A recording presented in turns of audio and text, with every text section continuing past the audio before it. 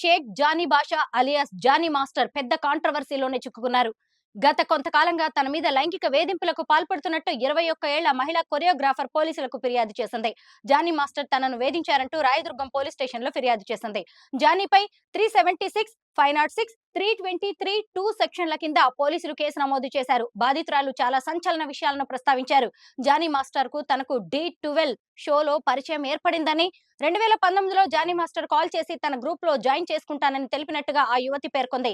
కొంతకాలం బాగానే ఉన్నప్పటికీ దాని తర్వాత పలుమార్లు లైంగిక వేధింపులకు పాల్పడ్డారని, ప్రతిఘటిస్తే కొట్టి హింసించేవారని బాధితురాలు పేర్కొంది. మతం మార్చుకుని పెళ్లి చేసుకోవాలని ఒత్తిడి చేశారని, లేకపోతే ఇండస్ట్రీలో లేకుండా చేస్తానని బెదిరించారంది. షూటింగ్ వ్యానిటీ వ్యాన్ లో ఎన్నోసార్లు వేధించారని బాధితురాలు ఆరోపించింది. అందరి ముందే అసభ్యంగా టచ్ చేసేవారని, తన ఇంటికి వచ్చి జానీ మాస్టర్ భార్య పలుమార్లు కొట్టారని కూడా బాధితురాలు పేర్కొంది. తాను ఎదుర్కొన్న వేధింపులు, తిన్న దెబ్బలు, ఓ దశలో పెళ్లి ప్రపోజల్, ఆ తర్వాత జానీ మాస్టర్ భార్య కూడా ఎంటర్ అవ్వడం, ఇవన్నీ ఆ ఎఫ్ఐఆర్ లో చెప్పుకొచ్చింది. చెన్నై, ముంబై, హైదరాబాద్ సహా వివిధ నగరాల్లో అవుట్డోర్ షూటింగ్స్ చేస్తున్నప్పుడు, అలాగే నార్సింగ్లోని తన నివాసంలో కూడా జానీ తనపై అనేక సార్లు లైంగిక వేధింపులకు పాల్పడ్డారని సదరు మహిళా కొరియోగ్రాఫర్ ఫిర్యాదులో పేర్కొంది. ఆమె ఫిర్యాదు మేరకు రాయదుర్గం పోలీసులు జీరో ఎఫ్ఐఆర్ ను నమోదు చేశారు. జీరో ఎఫ్ఐఆర్ అంటే నేరానికి సంబంధించి ఫిర్యాదును స్వీకరించినప్పుడు అధికార పరిధితో సంబంధం లేకుండా ఏదైనా పోలీస్ స్టేషన్ ద్వారా నమోదు చేసుకోవచ్చు.